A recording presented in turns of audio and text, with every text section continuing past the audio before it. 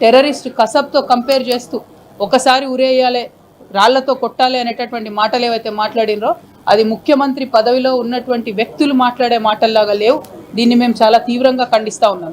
మరి ప్రత్యేకించి నేను కేసీఆర్ గారు బిడ్డగా రేవంత్ రెడ్డి గారు అట్లాంటి మాటలు మాట్లాడుతూ ఉంటే నా రక్తం మరిగిపోతూ ఉన్నది. ఎందుకోసం అంటే చేసినటువంటి ఉద్యమం, చేసినటువంటి త్యాగం, వచ్చినటువంటి రాష్ట్రం డెఫినెట్గా కేసీఆర్ గారి ఉద్యమ ఫలితమే.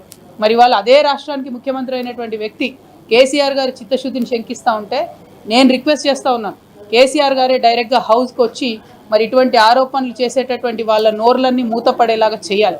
ఎందుకంటే సోర్స్ జూరాల నుంచి శ్రీశైలం ఎందుకు మార్చిరు అనేది కేసీఆర్ గారికే బాగా తెలిసి ఉంటుంది. అట్లా కాకుండా ఈ బబుల్ షూటర్స్గా చెప్పుకునేటటువంటి వాళ్లకు డిప్యూటీ ఫ్లోర్ లీడర్ పదవులు ఇచ్చి మరి వారితోని జవాబు చెప్పిద్దామంటే ప్రజలకైతే విషయం అర్థం కాదు, మ్యాటర్ పోదు. మరి బబుల్ షూటర్ల వల్లనే ఈ ట్రబుల్ అంతా వచ్చింది. ఈ బబుల్ షూటర్ల వల్లనే మొదటి ప్యాకేజ్ దెబ్బపడ్డది. ఈ బబుల్ షూటర్ వల్లనే పాలమూరు రంగారెడ్డి లాంటి ప్రాజెక్టులు చాలా పెద్ద ఎత్తున ఇబ్బంది పడ్డాయి. మళ్ళా వాళ్ళకే పెత్తనం ఇచ్చి వాళ్ళకే డిప్యూటీ లీడర్లు ఇచ్చి మరి అసెంబ్లీకి కేసీఆర్ గారు రాకపోతే మాత్రం బీఆర్ఎస్ పార్టీని ఆ భగవంతుడు కూడా కాపాడలేడు. In the interest of the people of Telangana KCR గారు వస్తే బాగుంది. ఎందుకు మాటలు పడాలి? తెలంగాణ ఉద్యమంతో సంబంధం లేనటువంటి వ్యక్తులు, ఏదో అనుకోకుండా అందలం ఎక్కినటువంటి వ్యక్తులతోని కేసీఆర్ గారు మాటలు పడి అగత్యం రాకూడదని ఒక బిడ్డగా నేను చెప్తా ఉన్నాను. అది పక్కన పెడితే రాజకీయంగా ఈ 2 సంవత్సరాల్లో అధికారంలో కాంగ్రెస్ కూడా ఒక్క ఎకరానికి కూడా పాలమూరులో అదనంగా నీళ్ళు ఇవ్వలేదు. ముఖ్యమంత్రి గారు నిన్న ప్రెస్ మీట్ పెట్టి చాలా మాటలు మాట్లాడినరు, చాలా ప్రగల్భాలు పలికినరు.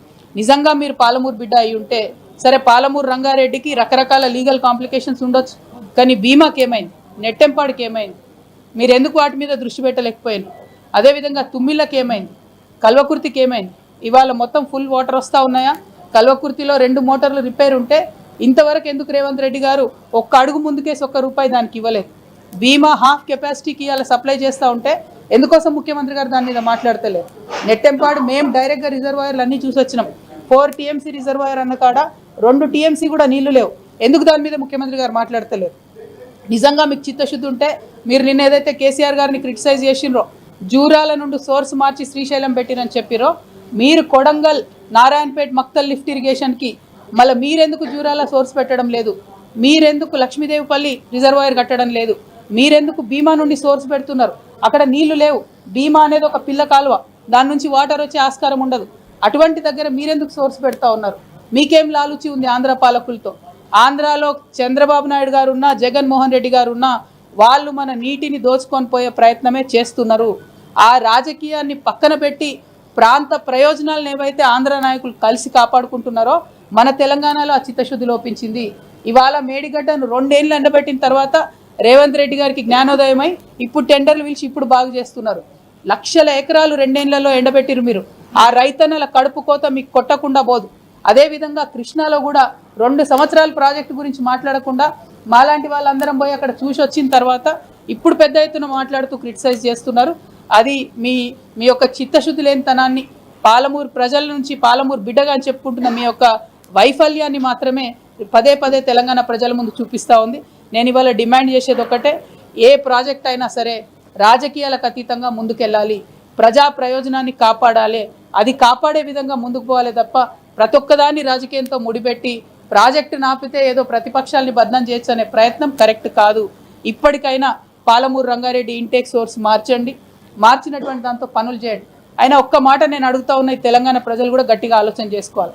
ముఖ్యమంత్రి గారు ఒక మాట చెప్పారు, నిన్న పాలమూరు రంగారెడ్డి మీద మొత్తం NGT స్టే ఇచ్చిందని చెప్పారు. రాయలసీమ లిఫ్ట్ ఇరిగేషన్ మీద స్టే లేదా అండి? వాళ్ళు పనులు చేసుకోలేదా వాళ్ళ భూభాగంలో? పోతిరెడ్డిపాడు మీద స్టే లేకుండానా? వాళ్ళు పనులు చేసుకోలేదా వాళ్ళ భూభాగంలో? మరి మీరు 2 సంవత్సరాల నుంచి 27,000 ల్యాండ్ అక్వైర్ అయి ఉంటే కూడా ఒక్క కాలువ కూడా ఎందుకు తవ్వలేదు? మీ డిప్యూటీ సీఎం గారి దగ్గర, ఫైనాన్స్ మినిస్టర్ గారి దగ్గర 12,000 ఫైళ్లు పెండింగ్ ఉన్నాయి. అందులో పాలమూరు రంగారెడ్డి ఇరిగేషన్కి సంబంధించిన ఫైళ్లు, GST యాడ్ అయిన ఫైళ్లు కూడా పెండింగ్ ఉన్నాయి. అందుకే ఒక్క కాంట్రాక్టర్ కూడా ఒక్క తట్టెడు మట్టి కూడా దవ్వుతలేడు. మీ వైఫల్యాలను కప్పిపుచ్చుకోవడానికి మీరు కేసీఆర్ గారును ప్రతిపక్షాలను తిడతామంటే ఇవాళ ఎడ్డిగుడ్డి తెలంగాణ కాదు, ప్రతి ఒక్కటి తెలిసిన తెలంగాణ. ప్రజలందరికీ వాస్తవాలు తెలుసు, తెలిసేటట్టుగా చెప్పడానికి తెలంగాణ జాగృతి బయలుదేరింది, జనం బాట పట్టింది. అందుకే ఇవాళ మీరందరూ కూడా అసెంబ్లీ పెట్టిరు. ఎవరి కోసం పెట్టింది అసెంబ్లీ? మీరు పెట్టి మీరు బీఆర్ఎస్ని తిట్టా, బీఆర్ఎస్ మిమ్మల్ని తిట్టా, ప్రజా సమస్యలు మాట్లాడకండి, అసెంబ్లీలో టైంపాస్ చేయండి, రీల్స్ చేసుకోండి, బయటికి వెళ్ళండి. ఇది కరెక్ట్ పద్ధతి కాదు. గౌరవ ముఖ్యమంత్రి గారు నేను మళ్ళీ రిక్వెస్ట్ చేస్తా ఉన్నా, మీ మాట తీరు మార్చుకోండి.